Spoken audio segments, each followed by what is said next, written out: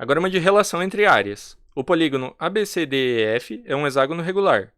Os pontos MN são pontos médios dos lados AF e BC, respectivamente. O hexágono ABNGHM é simétrico em relação à reta que passa por M e N. Qual é a razão entre as áreas dos hexágonos ABNGHM e ABCDEF? Então, o que está dizendo no enunciado dessa questão é que o polígono maior, que é o ABCDEF aqui, que está por fora, é um hexágono regular. E aí ele formou um outro hexágono menor aqui dentro dele.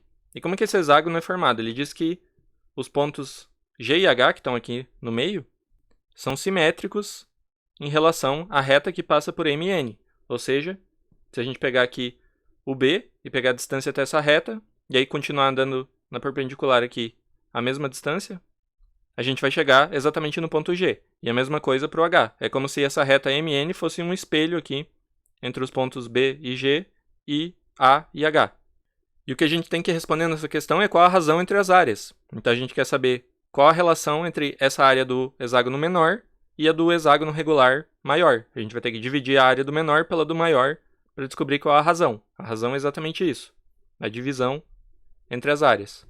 Então, se a gente se basear aqui pela figura, é relativamente simples de resolver essa questão, porque a gente tem que lembrar que o hexágono regular, se a gente pegar o ponto aqui no centro do hexágono, a gente consegue dividir ele em 6 triângulos equiláteros. Como? Ligando o ponto no centro aos vértices do nosso hexágono. Então, a gente consegue dividir aqui o nosso hexágono regular exatamente em 6 pedaços iguais, de mesma área, que são triângulos equiláteros.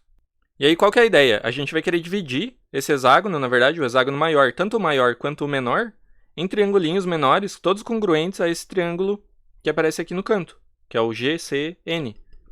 Então, nota que se a gente pegar aqui o ponto O, que representa o centro do hexágono, e olhar para o triângulo OCB, a gente tem um triângulo equilátero daqueles que eu falei que divide o hexágono maior em 6.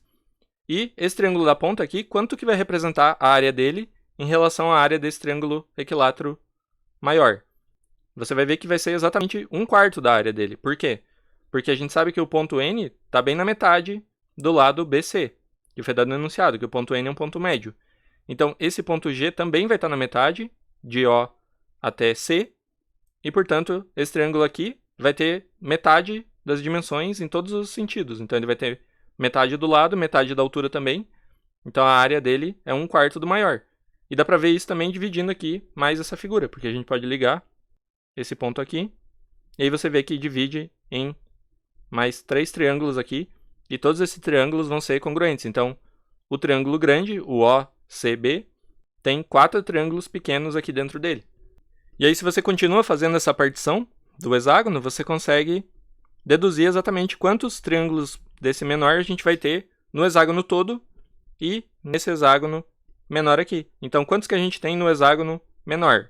A gente tem 1 aqui, 2, 3, 4, 5, 6, 7, 8, 9, 10.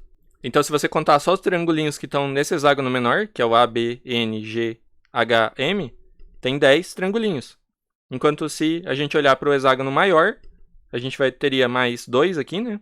11 aqui e 12 contando com esse aqui. E, como isso aqui representa exatamente a metade, teria mais 12 do outro lado, ou seja, 24. Então, qual que vai ser a razão entre as áreas aqui?